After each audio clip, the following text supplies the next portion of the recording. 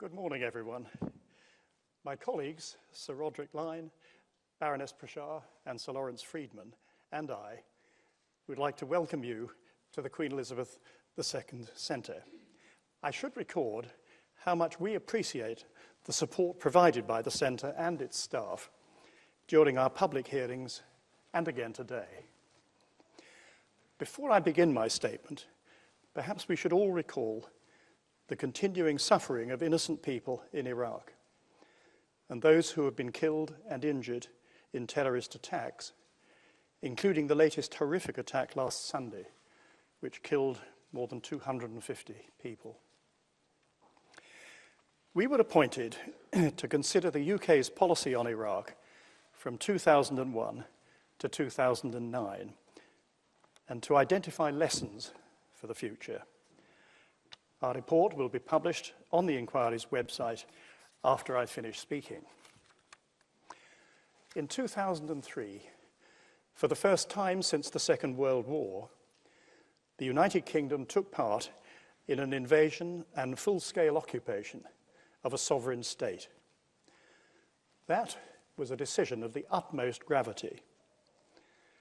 Saddam Hussein was undoubtedly a brutal dictator who had attacked Iraq's neighbors, repressed and killed many of his own people, and was in violation of obligations imposed by the UN Security Council.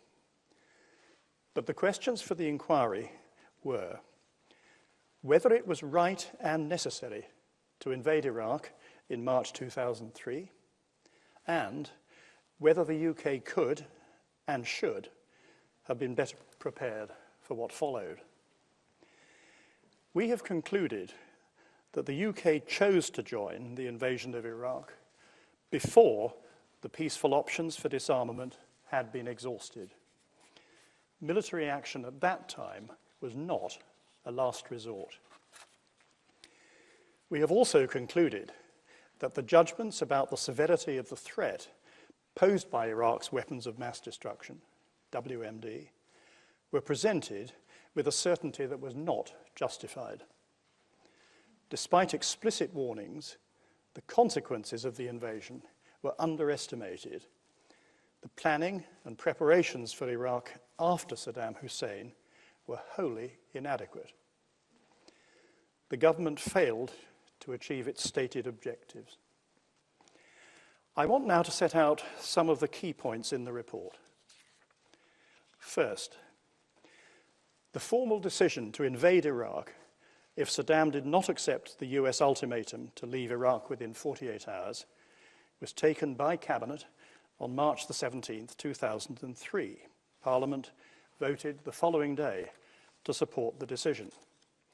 The decision was, however, shaped by key choices made by Mr. Blair's government over the previous 18 months, which I will now briefly set out.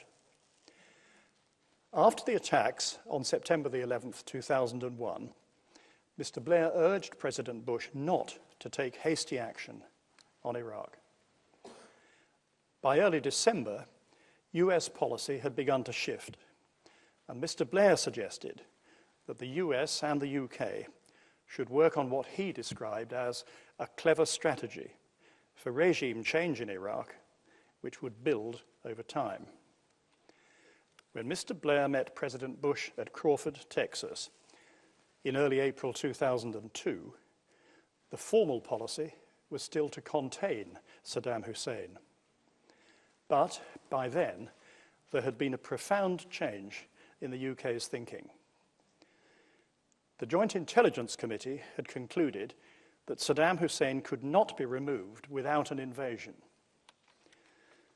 The government was stating that Iraq was a threat that had to be dealt with. It had to disarm or be disarmed. And that implied the use of force if Iraq did not comply, and internal contingency planning for a large contribution to a military invasion had begun. At Crawford, Mr. Blair sought a partnership as a way of influencing President Bush. He proposed a UN ultimatum to Iraq to readmit inspectors or face the consequences. On July the 28th, Mr. Blair wrote to President Bush with an assurance that he would be with him whatever. But if the US wanted a coalition for military action, changes would be needed in three key areas. These were progress on the Middle East peace process, UN authority, and a shift in public opinion in the UK, Europe, and the Arab world. Mr. Blair also pointed out that there would be a need to commit to Iraq for the long term. Subsequently, Mr. Blair and Mr. Straw urged the US to take the issue of Iraq back to the UN. On September the 7th, President Bush decided to do so. On November the 8th, Resolution 1441 was adopted unanimously by the Security Council. It gave Iraq a final opportunity to disarm or face serious consequences, and it provided for any further breaches by Iraq to be reported to the Security Council for assessment. The weapons inspectors returned to Iraq later that month. During December, however, President Bush decided that inspectors would not achieve the desired result and the US would take military action in early 2003. At the end of January, Mr. Blair accepted the US timetable for military action by mid-March, having also concluded that the likelihood was war. To help Mr. Blair, President Bush agreed to seek a further UN resolution, the second resolution, determining that Iraq had failed to take its final opportunity to comply with its obligations. By March the 12th, it was clear that there was no chance of securing majority support for a second resolution before the US took military action. Without evidence of major new Iraqi violations, or reports from the inspectors that Iraq was failing to cooperate and they could not carry out their task, most members of the Security Council could not be convinced that peaceful options to disarm Iraq had been exhausted and that military action was, therefore, justified. Mr. Blair and Mr. Straw blamed France for the impasse in the UN and claimed that the UK government was acting on behalf of the international community to uphold the authority of the Security Council. In the absence of a majority in support of military action, we consider that the UK was, in fact, undermining the Security Council's authority. Second, the inquiry has not expressed a view on whether military action was legal. That could, of course, only be resolved by a properly constituted and internationally recognized court. We have, however, concluded that the circumstances in which it was decided that there was a legal basis for UK military action were far from satisfactory. In mid-January 2003, Lord Goldsmith told Mr. Blair that a further Security Council resolution would be necessary to provide a legal basis for military action. He did not advise Number 10 until the end of February that while a second resolution would be preferable, a reasonable case could be made that Resolution 1441 was sufficient. He set that view out in written advice on March the 7th. The military and the civil service both asked for more clarity on whether force would be legal. Lord Goldsmith then advised that the better view was that there was, on balance, a secure legal basis for military action without a further Security Council resolution. On March the 14th, he asked Mr. Blair to confirm that Iraq had committed further material breaches as specified in Resolution 1441. Mr. Blair did so the next day. However, the precise basis on which Mr. Blair made that decision is not clear. Given the gravity of the decision, Lord Goldsmith should have been asked to provide written advice explaining how, in the absence of a majority in the Security Council, Mr. Blair could take that decision. This is one of a number of occasions identified by the inquiry when policy should have been considered by a Cabinet committee and then discussed by Cabinet itself. Third, I want to address the assessments of Iraq's weapons of mass destruction and how they were presented to support the case for action. There was an ingrained belief in the UK policy and intelligence communities that Iraq had retained some chemical and biological capabilities, was determined to preserve and, if possible, enhance them, and in the future to acquire a nuclear capability, and was able to conceal its activities from the UN inspectors. In the House of Commons, on September the 24th, 2002, Mr. Blair presented Iraq's past, current, and future capabilities as evidence of the severity of the potential threat from Iraq's WMD. He said that at some point in the future, that threat would become a reality. The judgments about Iraq's capabilities in that statement and in the dossier published the same day were presented with a certainty that was not justified. The Joint Intelligence Committee should have made clear to Mr. Blair that the assessed intelligence had not established beyond doubt either that Iraq had continued to produce chemical and biological weapons or that efforts to develop nuclear weapons continued. The committee has also judged that as long as sanctions remained effective, Iraq could not develop a nuclear weapon, and that it would take several years to develop and deploy long-range missiles.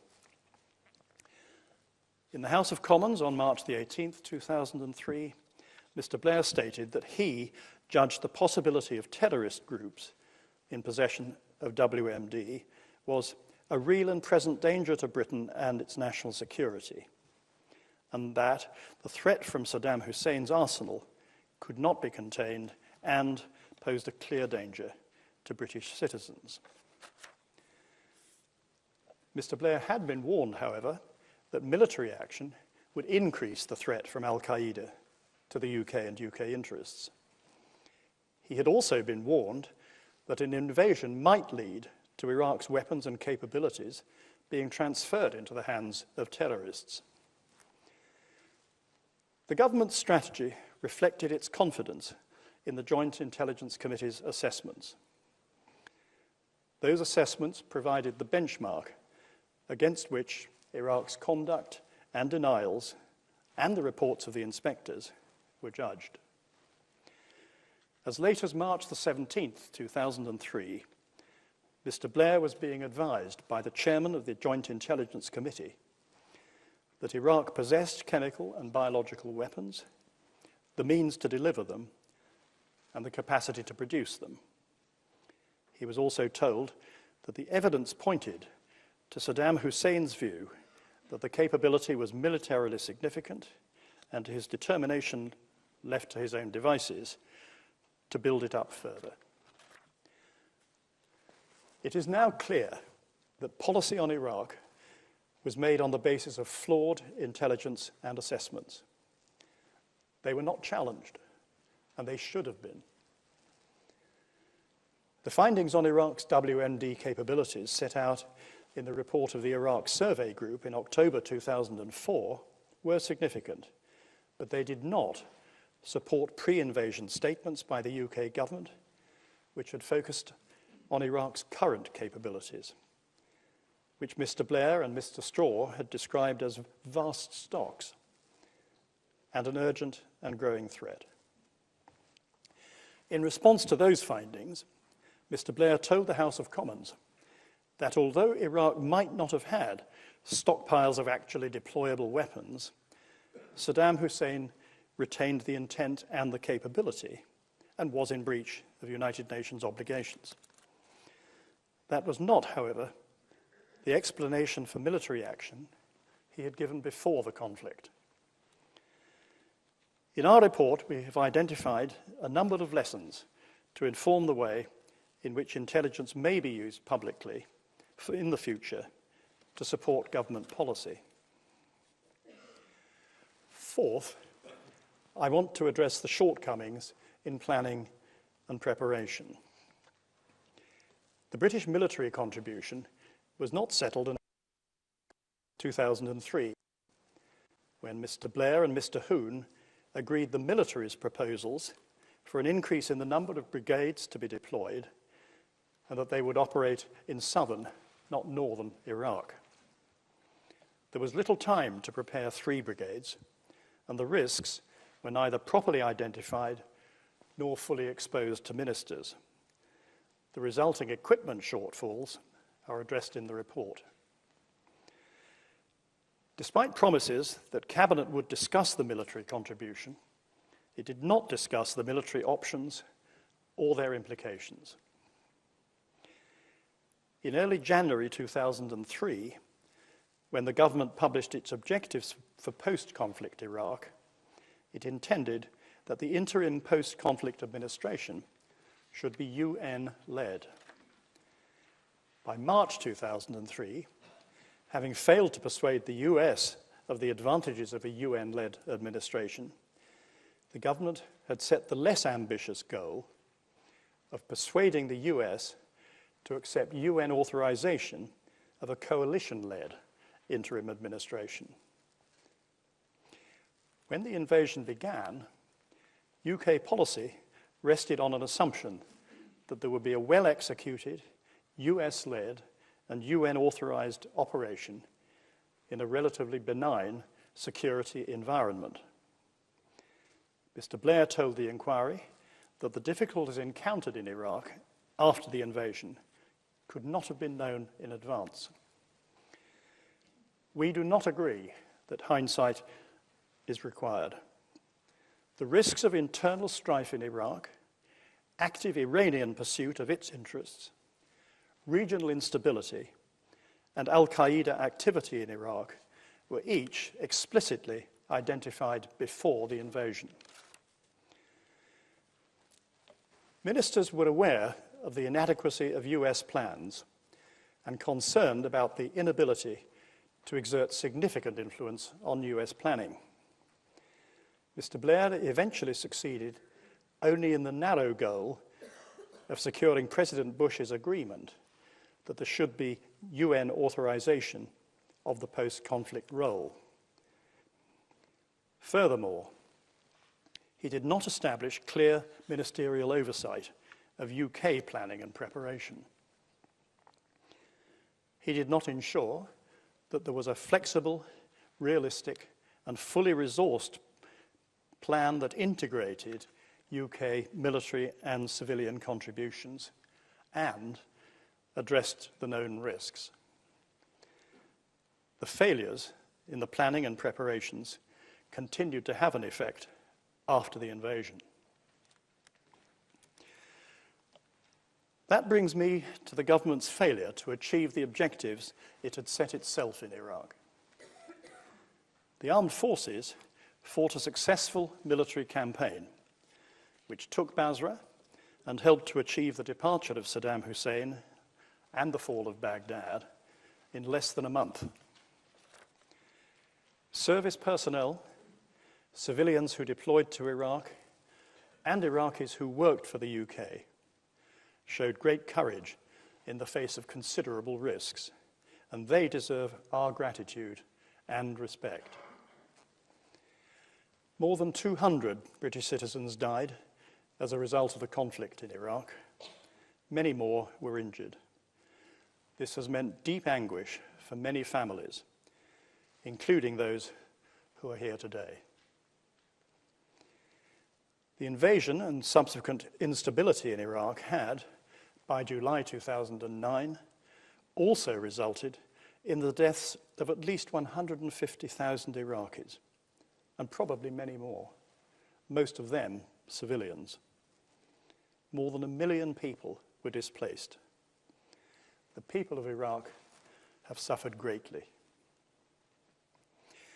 The vision for Iraq and its people, issued by the US, the UK, Spain, and Portugal at the Azores Summit on March the 16th, 2003, included a solemn obligation to help the Iraq people build a new Iraq at peace with itself and its neighbors. The declaration looked forward to a united Iraq in which its people would enjoy security, freedom, prosperity, and equality, with a government that would uphold human rights and the rule of law as cornerstones of democracy. We have considered the post-conflict period in Iraq in great detail, including efforts to reconstruct the country and to rebuild the security services. And in this short statement, I can only address a few key points. After the invasion, the UK and the US became joint occupying powers. For the year that followed, Iraq was governed by the Coalition Provisional Authority. The UK was fully implicated in the authority's decisions, but struggled to have a decisive effect on its policies. The government's preparations failed to take account of the magnitude of the task of stabilizing, administering, and reconstructing Iraq, and of the responsibilities which were likely to fall to the UK. The UK took particular responsibility for 4 provinces in the southeast. It did so without a formal ministerial decision and without ensuring that it had the necessary military and civilian capabilities to discharge its obligations, including, crucially, to provide security. The scale of the UK effort in post-conflict Iraq never matched the scale of the challenge. Whitehall departments and their ministers failed to put collective weight behind the task. In practice, the UK's most consistent strategic objective in relation to Iraq was to reduce the level of its deployed forces.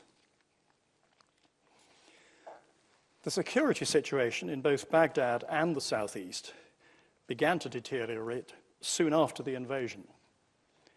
We have found that the Ministry of Defence was slow in responding to the threat from improvised explosive devices, and that delays in providing adequate medium-weight protected patrol vehicles should not have been tolerated. It is not clear which person or department within the Ministry of Defence was responsible for identifying and articulating such capability gaps, but it should have been. From 2006, the UK military was conducting 2 enduring campaigns in Iraq and Afghanistan. It did not have sufficient resources to do so. Decisions on resources for Iraq were affected by the demands of the operation in Afghanistan.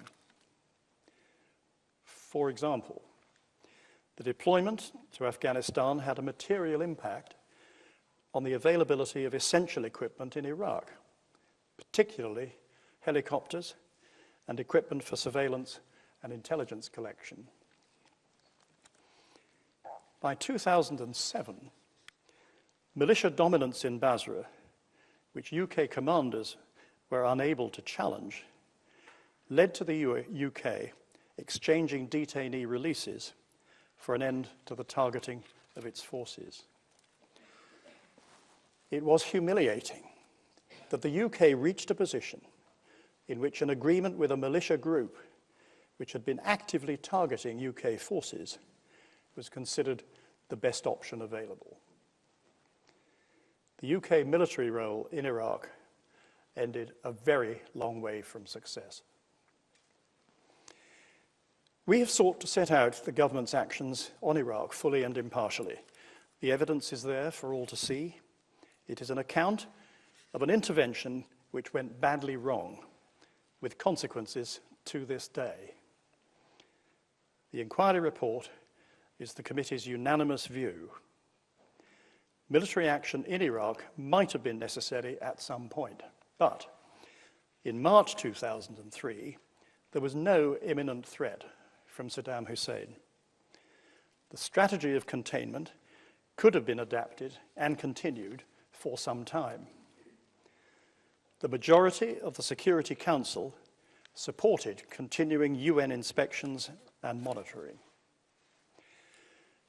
Military intervention elsewhere may be required in the future. A vital purpose of the inquiry is to identify what lessons should be learned from experience in Iraq. There are many lessons set out in the report. Some are about the management of relations with allies, especially the US. Mr. Blair overestimated his ability to influence US decisions on Iraq.